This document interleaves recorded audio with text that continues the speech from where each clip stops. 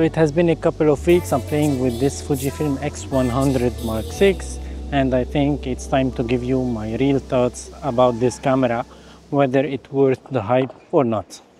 I have to admit that I haven't got any motivation in the last couple of years to go out in the city center and make some photos, or even to go for a small walk in the downtown and make some street photography. And I'm sure that a lot of you have felt the same thing at least once every now and then, and we tend to think that having a new camera, a brand new camera, will make us motivated once again. And we always question ourselves, at least I did many times, why I'm doing these photos, why do I need these photos, and what are these photos gonna give me back? Because I recently relate photography to my business that I'm running, to my clients, and not to a moment of chill and fun.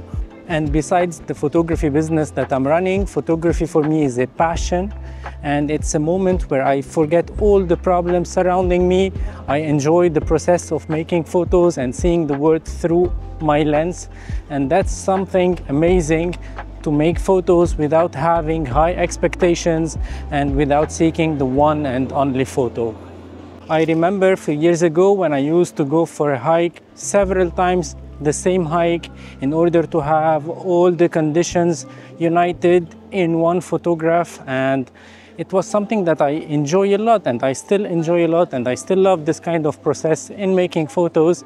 But I totally forgot when I was out having only one camera, walking in the streets, enjoying the moment, and not having a backpack full of gears, full of lenses, filters, tripods, and so on, to just walk and enjoy the city. Hello everyone, and welcome back to another video on my channel. I'm PhotoRabs. I make videos about photography, filmmaking, camera tech related reviews, unboxings, action cams, vlogging kits, and so on. If you're interested in these topics, I highly appreciate if you go subscribe to my channel. That's a massive help, and don't forget to hit like under this video. That helps me a lot on the YouTube algorithm.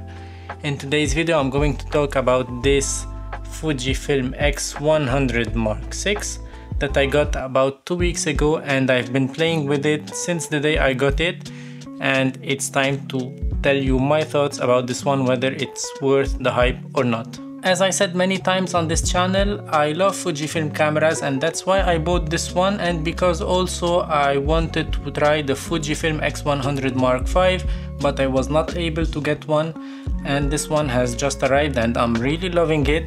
It's been in my backpack almost all of the time, whether at work, in a walk in the city, and even on a portrait photo shoot. It was always in my backpack, because this camera is so compact, so lightweight compared to my other cameras, and it's so tiny, so small, and you can put it in any backpack without problems at all, and you will enjoy using it because it looks also really nice. This camera has a fixed focal length of 23mm with a wide aperture of f2.0, and it's really compact. That's why it's so challenging not to take it with you almost all of the time, even at work.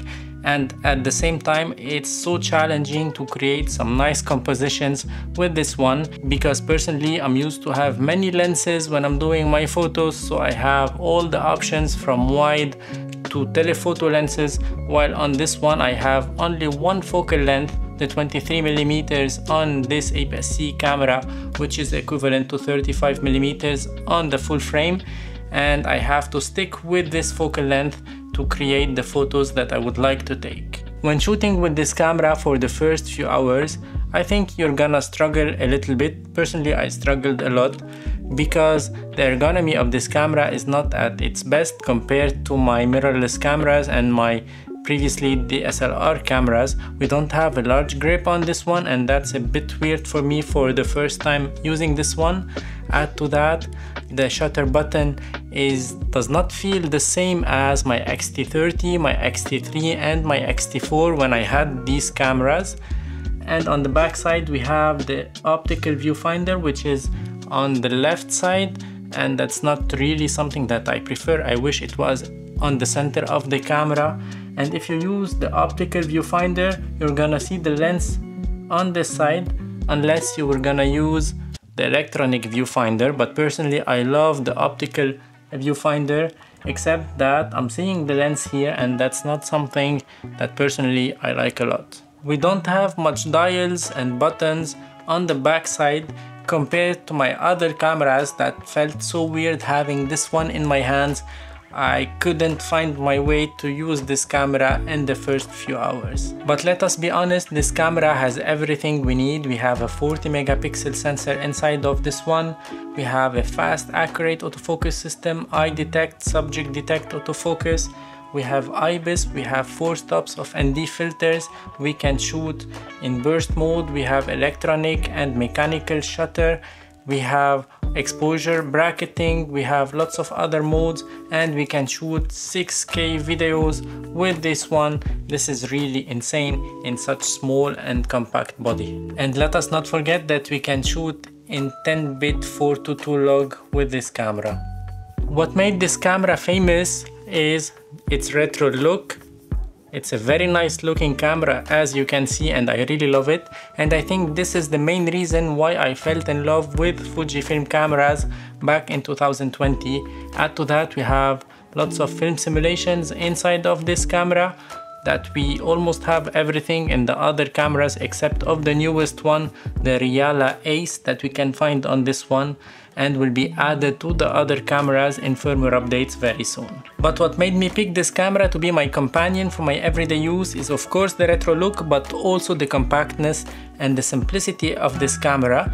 Add to that, this camera offers lots of challenges for me because we have a 23mm fixed focal length. This is a huge challenge, even though we have the 40 megapixel sensor and we can have some digital zoom on this camera. But personally I prefer to crop and reframe my shots later on because we have a huge sensor, 40 megapixels on this sensor of this camera. We can crop and we can maintain a good image quality even if we crop a little bit in the image, and that's something really nice.